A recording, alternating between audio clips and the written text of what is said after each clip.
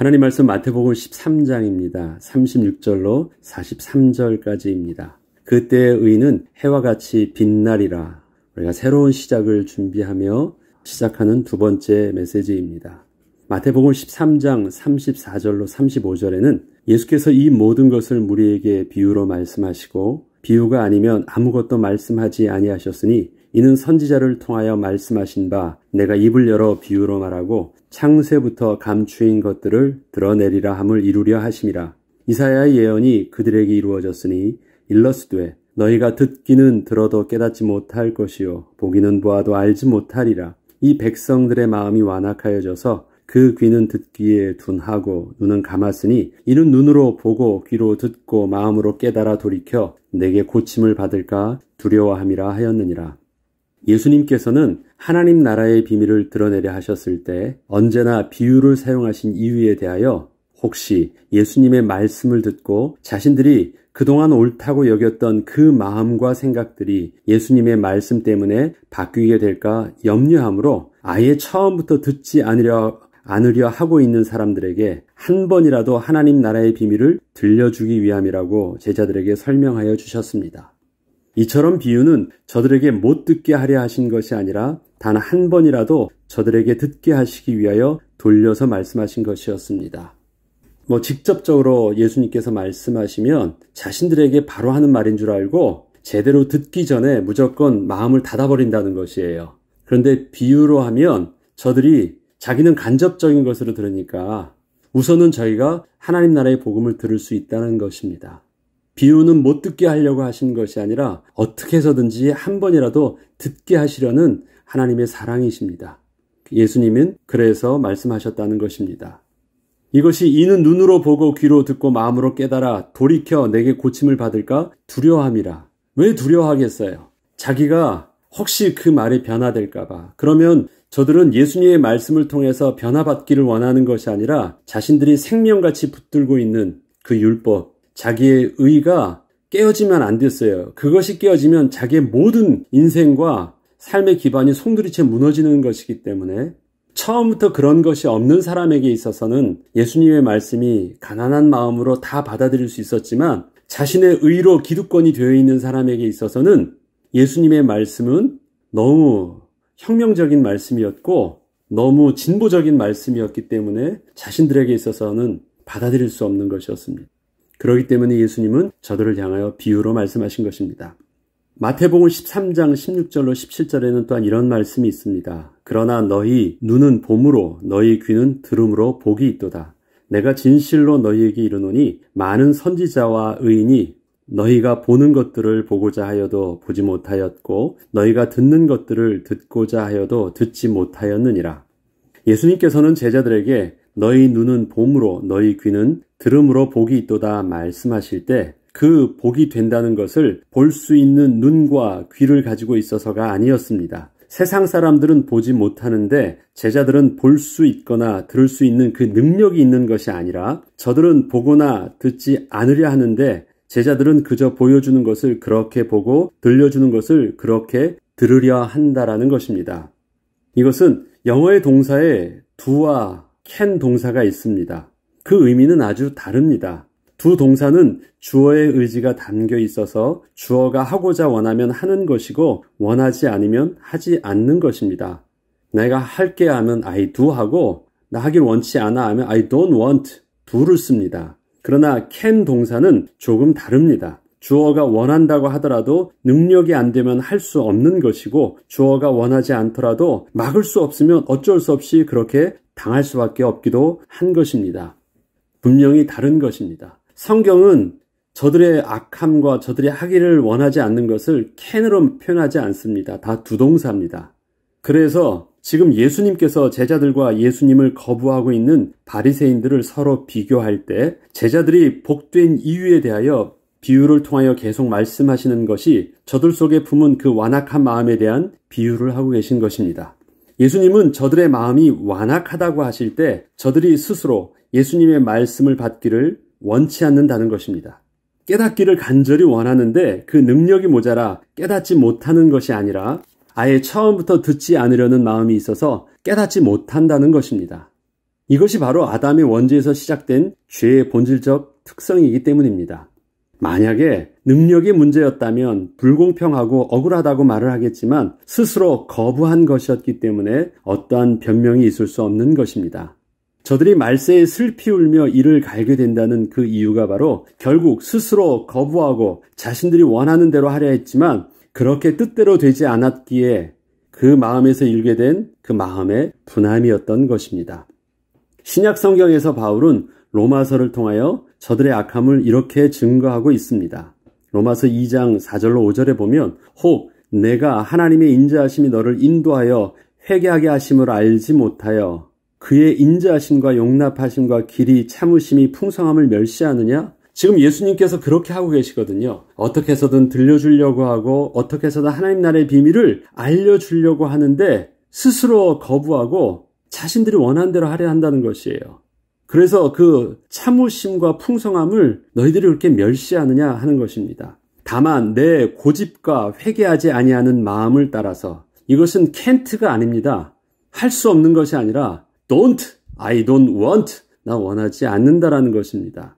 그 마음을 따라 진노의 날 곧 하나님의 의로우신 심판이 나타나는 그날에 임할 진노를 내게 쌓는도다. 그래서 결국은 하나님의 진노의 때에 저들은 부인치 못할 그들의 정죄함을 받을 것이고 자기가 원하는 대로 하지 않은 것에 대하여서 그의 분함을 이를 갈며 분노하게 되는 것입니다. 그래서 언제나 성경에서의 죄는 can과 can't가 아닙니다. 악한 사단에게 어쩔 수 없이 당하고 꼭 묶여있는 것이 아닙니다. 자기가 주인 되어서 내가 원하지 않는 것이고 하나님을 거부하는 것이고 하나님을 대적하는 것입니다. 하나님 말씀을 스스로 불순종하는 것입니다. 이것이 죄의 본질적 속성임을 여러분들이 잘 이해하셔야 됩니다. 이렇듯 비유를 통한 예수님의 말씀은 끝까지 참으시고 용서하시며 기다려주시는 하나님의 사랑이셨던 것입니다. 자, 그렇다면 천국은 좋은 씨를 제밭에 뿌린 사람과 같다. 오늘 예수님께서 여러 가지 비유들을 마태복음 13장에는 하고 계신데 씨 뿌리는 자의 비유, 또 가라지와 알곡의 비유, 씨 뿌리는 그 사람에 대한 비유, 씨 뿌리는 밭에 대한 비유, 여러 가지 비유를 말씀하시는데 지금 예수님께서 그 비유에 대해서 설명하실 때 오늘 본문이 다루고자 하는 것은 천국은 좋은 씨를 제밭에 뿌린 사람과 같다라는 것입니다. 그러면 우리가 초점을 어디에 맞춰야 돼요? 사람에 맞추는 것입니다. 사람. 좋은 씨도 아니고 제밭에 뿌린 것도 아니라 사람입니다.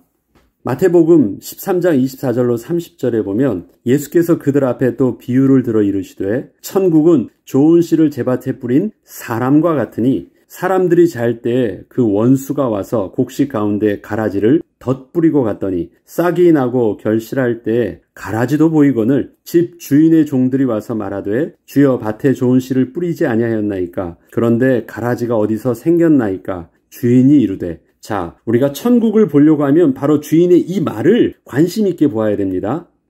이게 바로 뿌린 그 사람의 마음이니까 천국은 지금 이 사람을 통해서 표현하려고 하는 것이니까 주인이 이르되 원수가 이렇게 하였구나.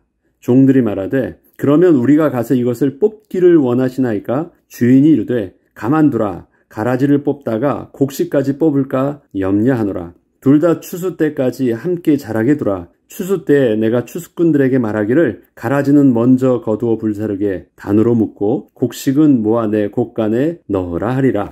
예수님께서는 가라지 비유를 통하여 천국을 설명하실 때 천국을 좋은 씨를 뿌린 주인의 마음으로 비유하셨습니다. 주인이 좋은 씨를 뿌렸는데 원수가 밤중에 몰래 와서 가라지를 그 좋은 씨 위에 덧뿌렸다는 것입니다. 이 가라지는 좋은 씨와 서로 비슷하여 자랄 때까지는 잘 모르다가 결실할 때가 되니 가라지가 함께 있다는 것을 종들이 알게 된 것입니다. 그러니까 싹이 나고 이렇게 자랄 때는 몰랐다는 것이에요. 그런데 때가 되어서 그곳에 열매가 맺혀야 되잖아요. 그때에서 보니까 하나가 진짜고 하나가 가짜인지가 비교가 됐다라는 것입니다. 그럼 한참 동안 그렇게 잘 자란 것입니다. 가라지도 그 틈에 잘 자란 것입니다. 이것은 주인이 심은 것이 아니었기에 원수가 와서 심었다는 것을 분명히 알 수 있었습니다. 주인도 분명하게 그렇게 말을 하였습니다. 이거 원수가 심은 것이야. 원수가 심을 때는 뭔가 의도가 있어서 심었겠죠. 종들이 이것을 주인에게 알리고 가라지를 뽑기를 원하는지 물었을 때 주인은 그 가라지를 가만히 두라 하였습니다. 그 이유가 가라지를 뽑다가 아직 열매 맺지 않은 알곡이 하나라도 상할까 염려하기 때문이라고 말해 주었습니다. 자, 언제 그 가라지가 발견되어졌냐면 결실을 맺으려고 할 때 한쪽은 조금 보니까 그 열매가 보이기 시작했고 하나는 하나도 맺지 않은 것이에요. 그런데 가만두라고 합니다. 언제까지? 추수할 때까지. 다시 말해서 이 말은 알곡에 열매가 완전히 맺힐 때까지 가만두라는 것입니다. 자, 자란 것은 똑같아요. 거의 똑같이 이렇게 실하게 잘 자랐습니다. 그런데 지금 언제까지 기다리냐면 알곡이 열매를 제대로 다 맺어서 추수할 때까지 기다려주는 것입니다. 얼마나 더 가라지가 더 자라서 크냐 마냐 상관없습니다. 모든 시간표는 어디예요? 알곡이 열매를 다 맺을 때까지가 시간표입니다. 추수 때까지 기다리는 것입니다. 초점은 가라지의 그 줄기에 있지 않고 열매에 있기 때문입니다. 원수가 가라지를 밤중에 몰래 와서 덧뿌리고 갈 때는 가라지가 안 뽑히도록 몰래 숨겨두게 한 것이 아니었습니다. 가라지가 다른 열매를 맺게 하기 위한 것도 아닙니다. 가라지는 열매를 원래 맺지 않습니다. 가라지와 알곡의 차이는 뭐냐면 하나는 열매를 맺고 하나는 열매를 맺지 않습니다. 원수가 거기다 심어 놓은 것은 다른 열매를 얻으려고 하는 것이 아니에요. 열매 맺지 않는 가라지를 심어 놓은 것입니다. 가라지는 본래 열매가 없습니다. 가라지는 그저 알곡에 섞여 있다가 때가 되면 잘 보게 하여 그 가라지를 뽑다가 단 하나의 알곡이라도 함께 뽑히도록 유도하는 것이었습니다. 지금 주인이 뭐라고 말하냐면 가라지를 뽑다가 알곡이 뽑힐까 염려함이라. 자, 보세요. 종들이 가만 보니까 한쪽에서는 알곡이 이렇게 보이기 시작하는데 한쪽에서는 전혀 열매가 보이지 않아요. 구분됐잖아요. 그러니까 가짜가 숨겨 있구나 알았는데 그때 당장 뽑으면 어떻게 해요? 아직 열매 맺지 않아가지고 알곡과 가라지가 구분이 안 되는 사람이 있다면 어떻게 되겠어요? 이것도 가라지인 줄 알고 확 뽑아버릴 거 아니에요. 아직 열매 없다고, 보이지 않는다고. 이해되죠? 지금 원수가 노리는 것은 바로 그것이에요. 그때 그것을 뽑아내면 가라지 많이 뽑히는 거 상관없어. 하나라도 그거 아까워서가 아니에요. 가라지는 자폭하게 하는 거니까. 그냥 그 모양이 비슷해서 다른 것도 더 뽑을 수 있도록. 그래서 먼저 된 것은 구분되지만 아직 열매 맺지 않은 것은 구분이 안 되니까 끝까지 놔두라는 것이에요. 그러면 확연히 100% 완전히 다 구분되겠죠? 그때까지 가만두라는 것입니다. 그러면 원수의 작전이 실패한 거예요. 가라지를 통해서 원수가 하려고 했었던 작전이 실패한 것입니다. 다시 말해서 주인은 원수의 작전을 확실하게 간파한 것입니다. 그렇지만 주인은 그 가라지에 대하여 생각이 없는 것은 아니었습니다. 분명히 있었어요. 가라지와 알곡을 둘 다 추수 때까지 자라게 두었다가 알곡이 열매를 다 맺게 되면 추수 때에는 서로 구분을 하여 가라지는 먼저 거두어 단으로 묶고 불사르고 알곡은 모아 내 곡간에 넣을 것이었기 때문이었습니다. 그런데 여기서 잘 알아야 할 것은 알곡의 볕단을 곡간에 넣는 것이 아니라 추수한 볕단에서 그 열매만 탈곡을 해서 곡간에 넣는 것입니다. 자, 무슨 말이냐면요. 가라지와 알곡의 차이점은 그 싹과 줄기의 모양이 서로 다른 것에 있지 않습니다. 서로 거의 비슷합니다. 그래서 구분을 잘하지 못하는 것입니다. 그런데 분명히 구분되는 아주 중요한 것이 있습니다. 가라지는 열매가 없고 알곡의 단에는 열매가 풍성히 맺는다는 것입니다. 가라지는 보여줄 것이 자신의 줄기밖에 없어 보여줄 수 없습니다. 다른 것은 없습니다. 그러나 주인의 관심은 열매에 있었기 때문에 열매가 맺기까지 기다리고 있다가 나중에 추수하여 탈곡을 하게 되면 가라지나 또한 탈곡을 마친 볕단이나 똑같이 버리게 될 것입니다. 그렇기 때문에 가라지가 아무리 자신을 열매를 품은 알곡과 비슷하게 보이려고 해도 주인은 별로 동요하지 않는 것입니다. 그 모양새를 보고 있는 것이 아니라 열매가 있느냐 없느냐만을 보고 있기 때문에 거기서 진짜냐 가짜가 나타나기 때문에 그렇습니다. 기다리는 것입니다. 결국 주인이 인내에 기다렸다가 소중하게 거두려 했던 것은 알곡뿐이었지 줄기가 아니었습니다. 그러면 어떻게 해요? 전부 다 무조건 추수해요. 그래서 볕단을 묶어요. 그 안에는 가라지가 있습니까 없습니까? 있어요. 그런데 주인은 지금 거기가 가라지가 있든 뭐든 상관이 없어요. 알곡과 같이 묶어요. 그리고 뭘 합니까? 탈곡을 해요. 그러면 뭐만 나와요? 열매만 나와. 그 알곡을 추수하고 거두어서 창고에 모아두는 것입니다. 이해돼요? 특별히 가라지를 뽑을 필요가 하나도 없어요. 어차피 그건 없는 거니까. 기대하는 게 거기는 어차피 없어요. 만약에 다른 열매를 맺은 것이라면 섞이겠는데 가라지는 원래 없는 것입니다. 그래서 피라고 하죠. 피. 우리 벼에서도 피라고 해요. 껍데기래 없는 거예요. 그거는. 탈곡을 하면 곡식만 딱 나오도록 하는 것입니다. 그리고 그것만 갖다 놓는 것이에요. 그 같이 버리는 것이에요. 거긴 볕단도 버리는 것이에요. 굳이 거기서 여러분들이 이것을 가라지를 고른다고 하니까 추수할 때 보면 가라지는 따로 빼고 곡식 볕단은 따로 묶고 그것이 아닙니다. 그냥 놔두고 무조건 다 거두는 것입니다. 볕단을 묶어요. 그래서 그때는 탈곡을 마친 볕단이나 가라지나 똑같은 취부를 하면서 다 불태워버리는 것입니다. 그래서 주인은 여유가 있는 것입니다. 고르지 않아도 돼. 결국 열매 하나라도 다 놓치지 않는 방법은 가만두는 것이야.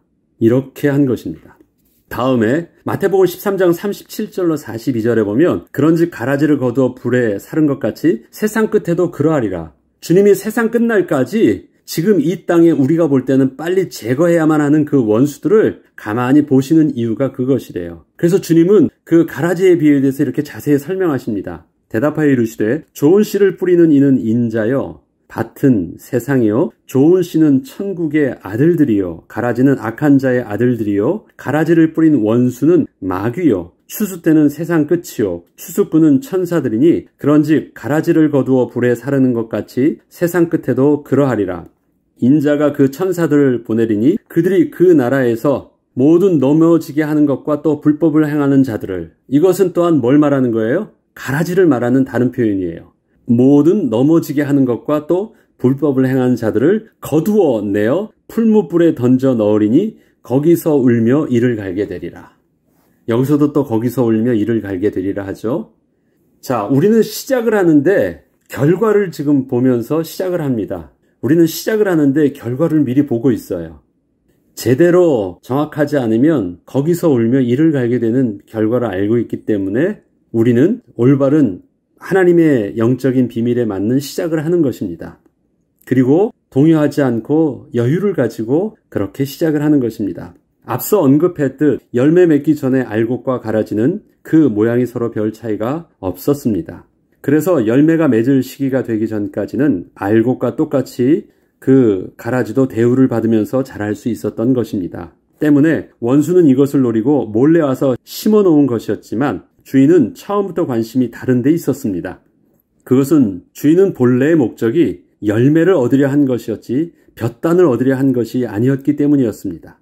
가라지와 알곡을 함께 추수하여도 상관없습니다. 추수로 끝나는 것이 아니라 그 볕단에서 탈곡을 하여 열매를 거둘 것이기 때문입니다. 결국 열매를 거둔 후에 볕단과 가라지는 별 차이가 없게 될 것입니다. 탈곡을 마친 볕단은 더 이상의 가치가 없기 때문입니다. 예수님께서는 가라지에 대하여 악한 자의 아들들이라고 설명하여 주셨습니다. 또한 모든 넘어지게 하는 것과 또 불법을 행하는 자들이었다고도 가라지를 표현하십니다. 이것은 악한 마귀가 가라지를 통하여 천국의 아들들인 알곡과 함께 섞여 자라게 하였을 때에는 두 가지 방법을 통하여 천국의 아들들을 넘어뜨리려 한다는 것을 말씀해 주신 것입니다. 첫 번째 방법이 가라지는 모든 넘어지게 하는 것이라 말씀하십니다. 이것은 어떤 인격적 대상만을 말하는 것이 아니라 유혹을 받아 넘어뜨릴 수만 있다면 마귀는 모든 것을 다 동원한다는 것입니다. 세상의 모든 좋은 것을 다 준다고 해도 넘어뜨릴 수만 있다면 아낌없이 다 주어 결국은 열매를 거두지 못하도록 한다는 것입니다. 결국은 열매를 거두는 그 알곡을 완전히 없앤다라는 것입니다. 하나님의 백성이 이 땅에 살면서 바라보는 모든 것들은 결국 생명의 열매를 거둔 후에는 다 버려질 것입니다. 저와 여러분들이 지금 우리 육신에 같이 있다고 하는 것은 이 땅에 사는 동안만 필요한 것입니다. 하나님 나라에 갈 때 들고 가는 것이 아닙니다. 이집트의 파라오는 이 땅에서 영원한 불멸을 기대하면서 자기 생전에 있었던 모든 황금과 그 모든 것들을 전부 다 자기의 무덤에다 다 넣어놓고 함께 죽었습니다. 자기는 그거 다 가지고 갈 줄 알고, 그러나 결국 그는 미라로만 남았고 도굴꾼에 의해서 다 파헤쳐져서 아무것도 남는 것은 없습니다. 하나님 나라에는 그런 것을 가져가는 것이 아닙니다. 하나님 나라는 정말 가장 본질적 가치, 우리의 육신이 아니라 우리에게 하나님의 거룩한 몸으로 변화된 모습으로 하나님께 나아가는 생명뿐이 하나님께 나아갈 것이 없는 것입니다. 이 땅의 육신적 수고로 얻은 모든 것들은 열매를 맺기까지 수단적 가치였을 뿐입니다. 그것이 우리의 삶의 본질적 가치는 아니었던 것입니다. 하나님께서 이 땅에 우리에게 주신 삶의 축복이 있습니다. 그건 무시하라는 말이 아니에요. 그러나 이 땅에서 하나님 나라에 가기까지 우리를 하나님의 영광을 위해서 이끌어 가시는 가운데 필요해서 주신 수단적 가치입니다. 그 수단은 필요한 목적을 다 이룰 때까지만 필요한 것이지 목적이 이루면 그건 아무 필요 없는 것들입니다. 우리의 본질적 목적론적 가치는 영원한 하나님 나라에 들어가는 것이고 하나님에 들어갈 수 있는 우리의 영원한 생명을 얻는 것입니다. 우리는 하나님 나라의 본질적 가치를 두고 사단의 시험과 유혹에 넘어가지 않도록 해야 되겠습니다. 사단은 지금 그래서 모든 넘어지게 하는 것, 수단과 목적을 뒤바꾸게 하는 것입니다. 그래서 뭐만 보게 해요? 열매를 보지 못하게 하고 화려한 줄기만 보게 하는 것. 그러나 하나님 나라의 가치, 하나님의 눈은 어디에 있다고요? 열매만 있대요. 하나님 나라는 좋은 씨를 밭에 뿌린 그 주인의 마음과 같다. 가만두어라 열매를 맺기까지. 정확하게 보는 눈을 보아야 됩니다. 두 번째로 가라지는 불법을 행하는 자들이라 하십니다. 만약에 규칙을 지키는 자와 불법을 행하는 자가 싸우게 된다면 누가 이기게 될까요? 그것은 당연히 불법을 행하는 자가 당장에는 이기게 되는 것처럼 보일 것입니다. 그러나 그것은 주권이 없고 법이 없는 데서나 통하는 것이고 하나님이 왕 되신 하나님 나라에서는 모든 불법이 전혀 통하지 않는 것입니다.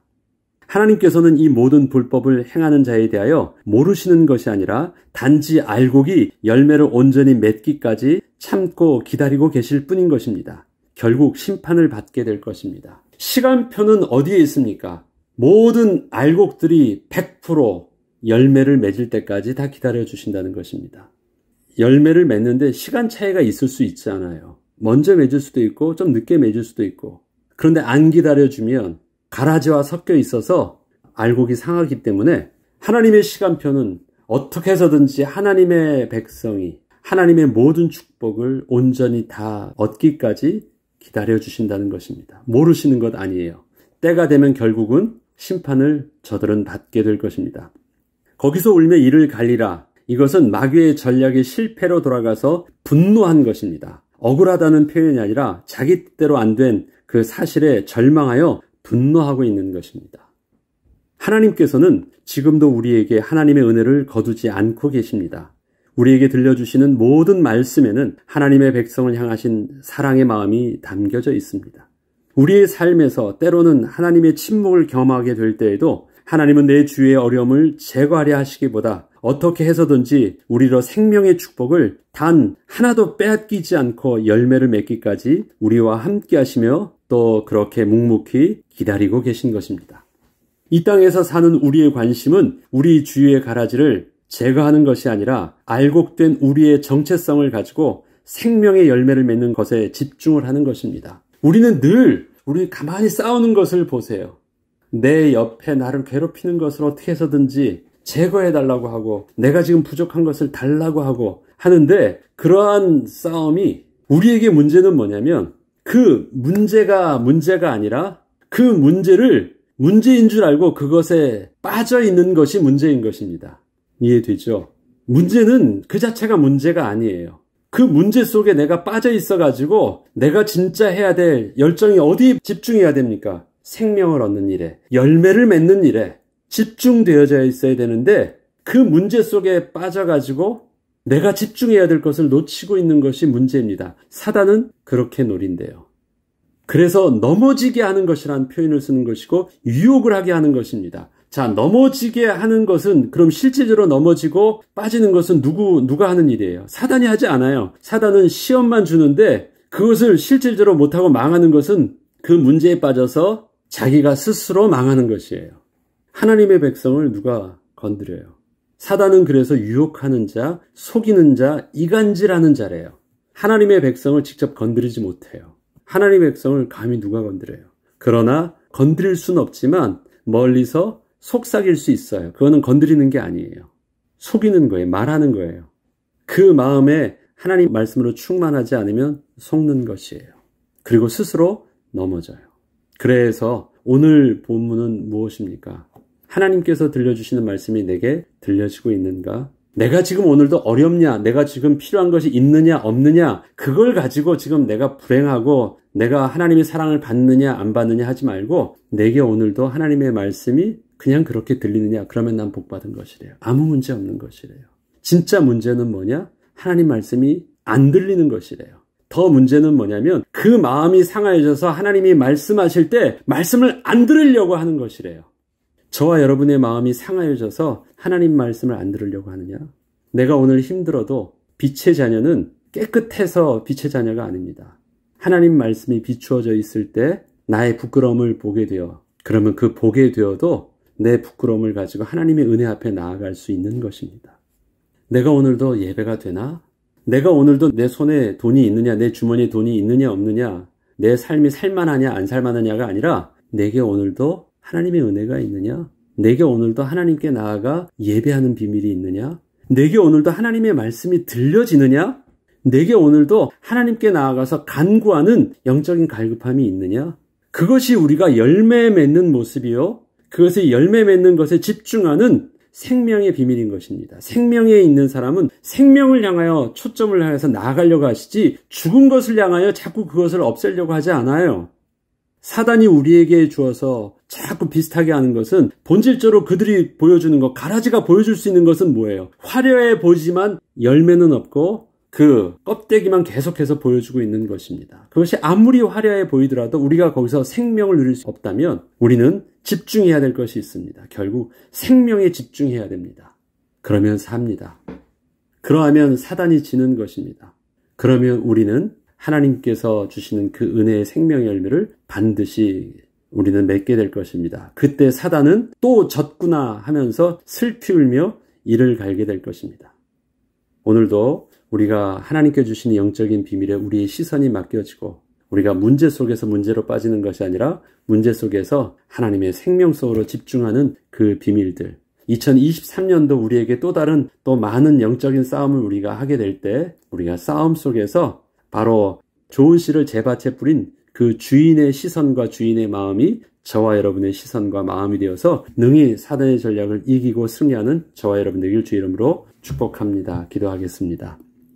하나님, 우리의 싸움은 혈과 육의 싸움이 아니요 공중 권세 잡은 자와의 싸움이요 또 넘어지게 하는 자와의 싸움임을 또 불법하는 자와의 싸움임을 분명히 알게 하셔서 속지 않게 하시고 하나님 나라의 법 안에서 우리가 능히 견디며 신뢰하며 하나님께서 약속하신 그 말씀대로 하나님의 법 안에서 마침내 열매를 맺기까지 능히 선한 싸움을 감당하는 거룩한 주의 백성으로 서게 하여 주시옵소서. 이 일에 2023년도도 성령 하나님 함께 해 주시고 우리를 인도하여 주옵소서. 감사드리며 우리 주 예수 그리스도 이름으로 기도합니다.